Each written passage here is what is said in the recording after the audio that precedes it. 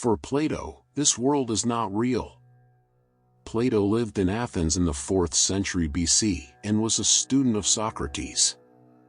His philosophy exerted and still exerts a great influence on the highest expressions of human thought, so he is unanimously considered one of the greatest philosophers in history. Like all those rare human beings who attain higher knowledge, he argued for the unreality of the sensible world and that man is a slave to the mental image derived by his senses. According to Plato, the real world, hyperuranium, is formed by the ideas. The ideas are the ontological principle of the world and are opposed to the vacuity and unreality of the sensible world. The objects of the sensible world represented in our minds are only instances or particular specimens of the ideas. Their perception awakens in us the memory of a given idea. If we say that an object is beautiful, it does not mean that it coincides with the idea of beauty in its perfection and immutability, but only that it participates in it to a more or less limited extent.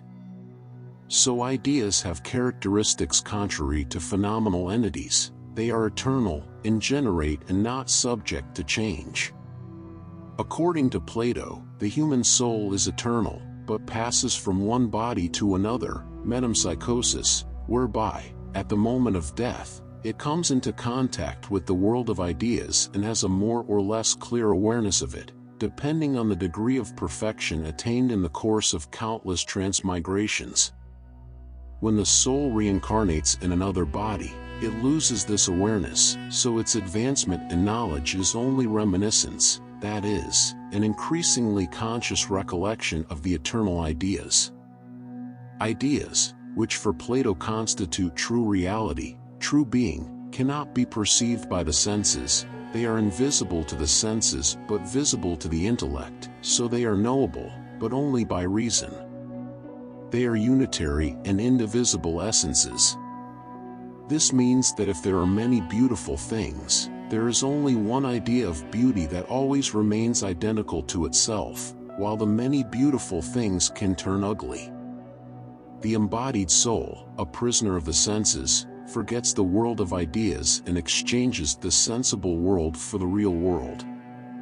Before Plato, these concepts were kept secret and preserved by the highest initiatory ranks of mystery communities such as the Orphic and Pythagorean communities.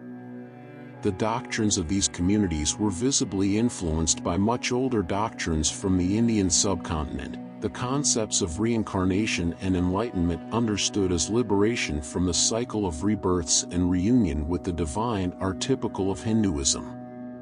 The task of the philosopher is therefore to push reminiscence to the utmost, until identification with the world of ideas is achieved.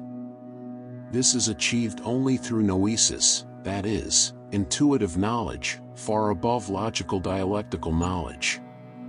In this concept, too, we cannot fail to see the influences that Hindu and Buddhist philosophies probably had on the oldest and most original Greek philosophical thought.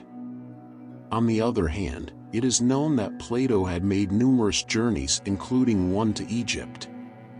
Moreover, his ancestors include Solon, whose trip to Egypt is famous, where he learned some secrets from the priests of that country. With such an ancient civilization, you Greeks are like children. As far as the cosmology of the sensible world is concerned, the myth of the demiurge, the ordering force of this universe, almost halfway between the world of ideas and matter, assumes particular prominence in Plato. This figure did not have a negative aspect in Plato, but this characteristic was attributed to it by almost all the currents of Gnostic thought that developed, later, in the Hellenistic era. In the 2nd and 3rd centuries AD, Gnosticism identified the Platonic demiurge with the God of the Bible, a jealous, vengeful God, ignorant of all that existed above him. This God would create an imperfect world and kingdom of evil, a pale and erroneous imitation of the real world, the pleroma. The concepts of the Gnostics' pleroma and Plato's world of ideas are almost coincidental. To conclude, we quote this significant sentence of Plato himself regarding true knowledge. On these things there is no writing of mine, nor will there ever be. Indeed, the knowledge of truth is not at all communicable like other knowledge, but, after many discussions made on these matters, and after a commonality of life, suddenly, like light that is kindled by the flicker of a spark, it arises from the soul and from itself is nourished.